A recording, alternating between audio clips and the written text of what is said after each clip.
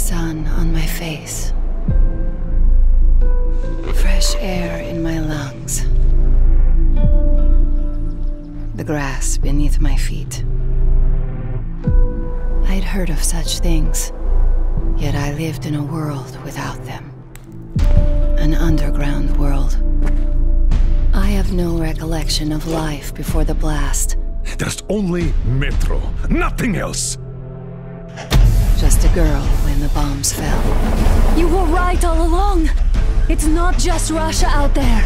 It's the whole world! Could such things exist again? I live in hope.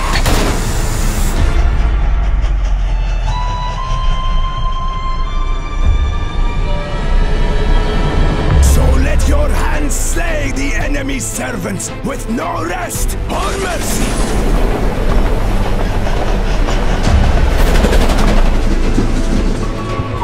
See the people I have to work with here. Complete and utter degradation. We are the government you people deserve. I'll drown you in your own blood!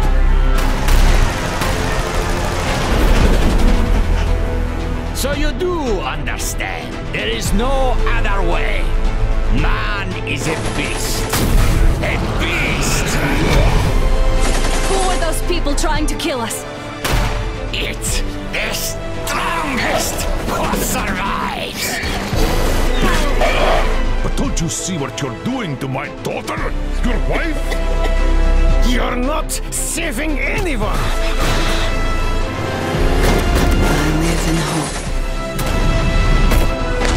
But the future is still all I fear.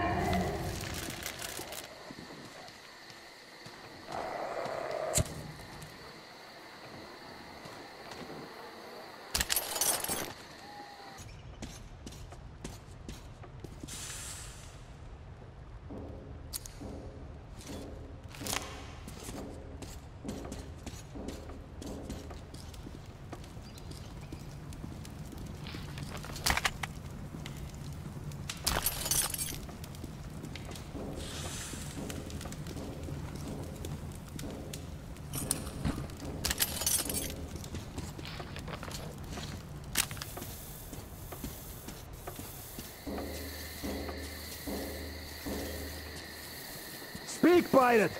You summoned the council, so take the word first. You don't respect the teacher's word! What is that supposed to mean? You let an intruder go. He could lead the others here. He saw all of our positions here. Nobody let him come and start cutting you to pieces. That's going to be a... Yeah, you'll be running around pissing your pants and shouting, "We punished the guard!" Or maybe you'll just surrender. Running is your forte. You said you were going to hold the lumber mill and ran. Don't you dare! The boys died there to the last man! The deadlands are spreading. Holding that is harder than keeping one intruder under a lock! And we will hold the swamp camp. Don't be afraid, weaklings. You say that again and I'll deck you! Watch your tone! But he was saying shit about the boys who died there! We defend ourselves! Attack is the best form of defense. What? I don't remember the teacher saying that! The teacher said you have to read. So we read that in our book. Well, if you read that in your book, then you can attack, and we won't. The teacher also said that you can't just kill everyone. You have to take them to the forest court. Ah, we expected as much from you. All right, we can handle it ourselves. And we'll hang the second intruder from a post once we catch him. He's not a bandit, and he didn't hurt the girls. He only defended himself. Why kill him? Because he's an intruder. Warning. Enough! I declare this session closed! And now, as hospitality dictates, let's eat together. Hey! Why did you stop? Hey! Sonny, go check on that drum wizard. Something's off. Yeah, sure. Yeah, we can only hope for something to happen to that. Are you riding there? Who's in charge here? Sure I am. What else can I do? Good! I know already. I will Get close when you start your exercise. A good drum zone.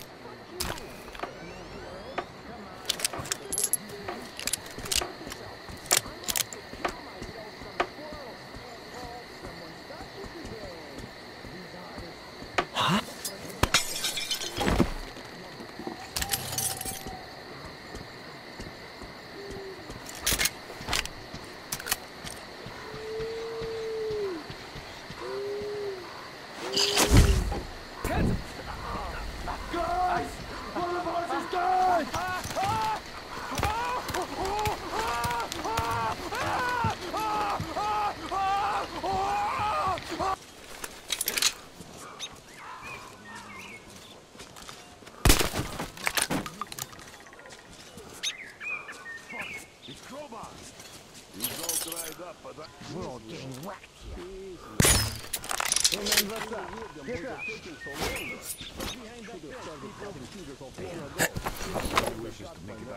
That bitch is there! Gotta reload, people! We're fucked! Let's get out!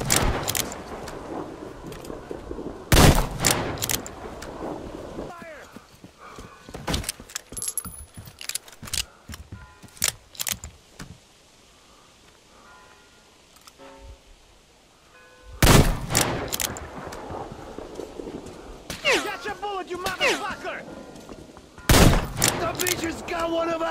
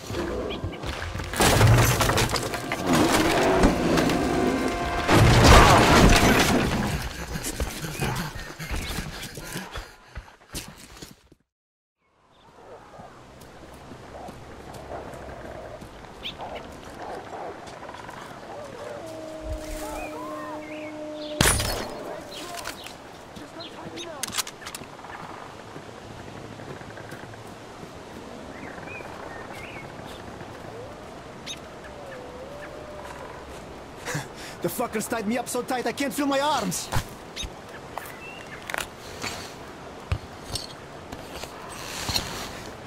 Look, man, the rope's too tight. I can't free myself. I owe you a big one, and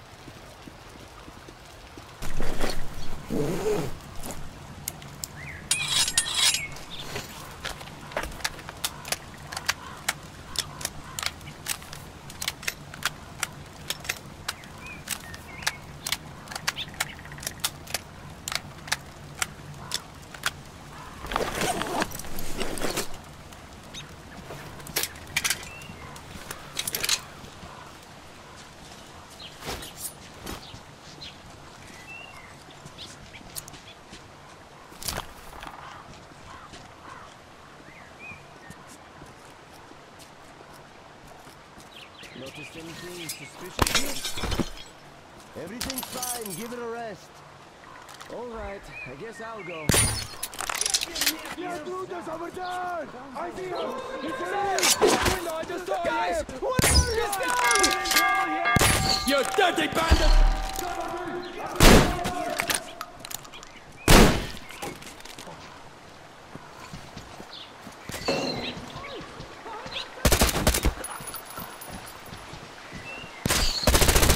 We got it!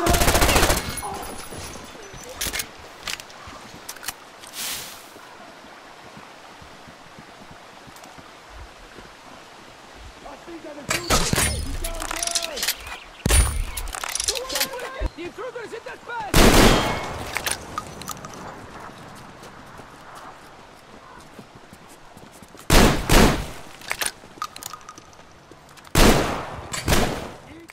In this video, we present a demonstration of real-time ray-traced global illumination on NVIDIA RTX in Metro Exodus. Ray tracing has long been regarded as the standard for offline rendering due to its ability to accurately model the physical behavior of light in the real world. A single ray trace operation searches for the shortest, straight-line path between the pixel currently being drawn and some arbitrary polygon elsewhere in the scene. This search can end up potentially landing on any given polygon anywhere in the entire scene, and with polygon counts ordering in the millions, this can be a very long search indeed. This is why ray tracing has earned itself a reputation for computational intensity. The Turing hardware in NVIDIA RTX is capable of performing many of these searches simultaneously. In the scenes we present, several 100 million such rays are cast every single second. Even at these rates though, we still need to be strategic about how we use each ray, since this equates to a budget of roughly 3 rays per pixel per frame. And so we made decisions right from the start about how best to utilize these rays to get the best results for Metro Exodus. The scenes currently playing give us a much deeper look into the demos that we presented at Gamescom, directly comparing our old and new lighting technology. They are captured in-engine during the course of actual gameplay on an RTX 2080 Ti at a resolution of 1080. Performance differences between RTX on and RTX off attest to the cost of ray tracing algorithms, but also demonstrate the high performance of new cards using conventional rendering techniques. We see how light streaming in through the windows and open doorway bounce off of the brightly lit floor and transfer some of the information to the ceiling, the walls, and objects which would otherwise be in shadow. These parts of the scene do not have a direct line of sight of the sun, and so would otherwise be completely black if we only used a single directional light source, and we were to not perform other checks for secondary lighting interactions. Global illumination aims to model how soft, diffuse light bounces around the scene to reach the dark, shadowy recesses hidden from view of regular direct light sources. Conventional global illumination systems are actually a product of a number of subsystems working together to create a final image. To approximate ambient light, we would have spent a lot of time placing and tweaking subtle point lights. These help to add soft light to the occluded regions but are not representative of true physical lights, and so appear noticeably unnatural. With RTGI, rays generated by surfaces in these dark regions sample other surfaces in the room to calculate how much light is reflected in their direction. This allows any arbitrary surface in the scene to act as a subtle area light source, and it allows us to calculate at a much more accurate, per pixel level, how much light should be received from the environment. Our algorithm works by having each pixel dispatch its set of rays in a pseudo-random distribution in a dome above the surface that pixel belongs to. By applying a filtering process, which makes use of the rays created by the surrounding pixels and by rays generated in the previous few frames, each pixel will ultimately have access to the information of many cast rays in many different directions, and thus have access to many tested surfaces to determine how much light should be reflected from the environment on towards the camera. By removing the additional lighting methods, we not only reduce the amount of time that we would have spent fine-tuning these scenes, but also those dark hidden surfaces now accumulate light automatically. Also, they can respond dynamically to new lighting situations, rather than being stuck with a pre-built solution.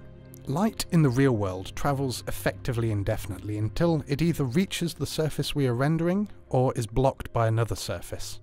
On the inside and underside of this vehicle, we see how screen space ambient occlusion alone would not be enough to generate realistic shading. Screen space ambient occlusion limits us to the information contained in just a small region of pixels surrounding the rendered point. The area that these pixels cover may have been as small as just a few centimeters across in the real world. A few centimeters with which to say which directions light is ultimately blocked from, and which it is not. By casting rays over long distances, we can safely determine how many, or how few rays reach the target pixel. Regions of the scene that are large and open enough to not be shaded by screen space techniques, but which still have very few direct lines of sight of the bright parts of the scene, now darken appropriately. Without casting rays over a significant distance, sometimes many meters, we cannot, for example, determine how little light should penetrate the enclosed architectural features, vehicles, or deep into the mass clutter of objects.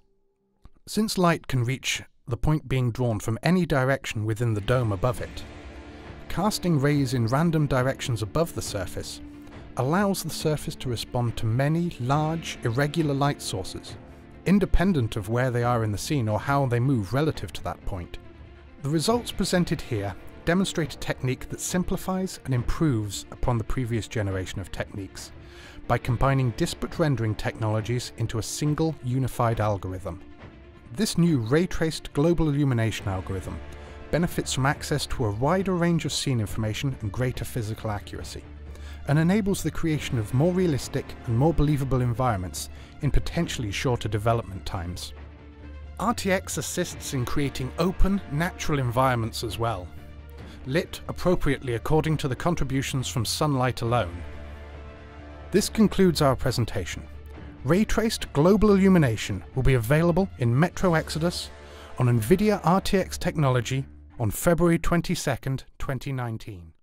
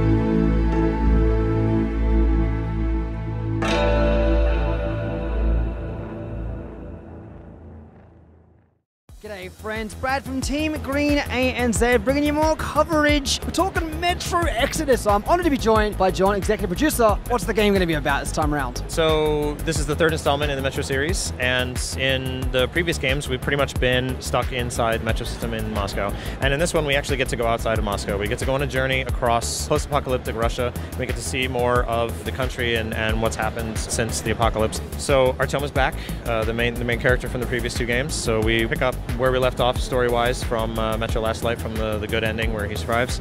And he boards a train with a small group of survivors and goes on an epic journey that spans a whole year across Russia. And it's really cool because we get to show off the different seasons as you go along. So like in the announced trailer that we've released, you get to see this environment that is from later in the game, and it's in autumn. So you get to see, you know, completely new environment styles, everything. It factors into gameplay and the types of people that you'll encounter, the types of societies you'll encounter, and probably I think the most interesting and coolest thing that we're introducing with this new game is non-linear levels. So in the past, you've been able to go outside onto the surface and explore around a little bit more in previous games, but in this one we really wanted to push that and really wanted to build on studio heritage and some of the team heritage that goes all the way back to the days of Stalker Shadow of Chernobyl. And we wanted to kind of combine those experiences into something that still maintained the classic linear story-driven, you know, experience that is Metro, but then introduce something new and exciting and interesting that also adds an enormous amount of gameplay experiences for the player. I assume you're going to be using the same engine you've used for previous ones? It's our proprietary engine. We call it the 4A engine, and we've been using this engine and developing it, improving it since the studio was started in 2005. And it's the same engine we've used in the past for, you know, Metro 2033, Metro Last Light, same engine we're using for our VR title. And we're dedicated to making sure that it works as well as it can regardless of the platform. And specifically, you know, our studio has had a long-standing relationship with you guys at NVIDIA. We love you guys. We've always been dedicated to trying to work closely with you guys in order to make sure that our game works as good as it can and looks amazing. And if you stay tuned for more news about what we're actually doing with this game, I think you'll be really happy with what you hear. Hello and welcome back to GeForce. I'm Julian here with Ben Archer. We're going to talk about Metro Exodus. So there's a lot of interesting technical stuff you guys showed off during our live stream. We'll get into all that. First though, tell us about Metro Exodus. Okay, so Metro Exodus is the latest in the Metro series after 2033 and Last Light. And it's now a way more ambitious project. So we've grown massively as a studio, and we wanted to bring you something that was much bigger. We've migrated it out of the tunnels of the Metro, and we're now taking the players on a continent-wide journey across Russia, across Asia, spanning an entire year through vast open-world areas with hours of gameplay for them to experience. Now that we know what the game's about, I think really what we're here to talk about is the RTX technology and how you guys are implementing it. And this is your forte, right? You're all about the rendering. Yes. So what's this RTX tech and how are you guys implementing it? Okay, so RTX is a hardware-accelerated method of doing real-time ray tracing. Now, ray tracing has been the holy grail of rendering right from the beginning. It allows us to implement in hardware actual physical modeling of the way that light behaves in the real world. So when a light ray propagates through the world, it can search the scene for whatever surface it needs to fall upon. There's no sort of approximations using light probes to say, these surfaces should illuminate you in a certain way. No, now when we send a ray out into the scene, we get back information directly pertinent to what that light ray should have been bringing in and how that lighting information should directly illuminate a surface. So what's that doing for you now with Metro Exodus? Right, well that's doing a number of things. First of all, we've been able to implement a brand new global illumination system, RTGI. And that gives us for the first time true, physically accurate first bounce illumination. So what that means is that for any given surface, the incoming light rays, they're actually true to what would be happening in nature. So it's a real, true physical simulation.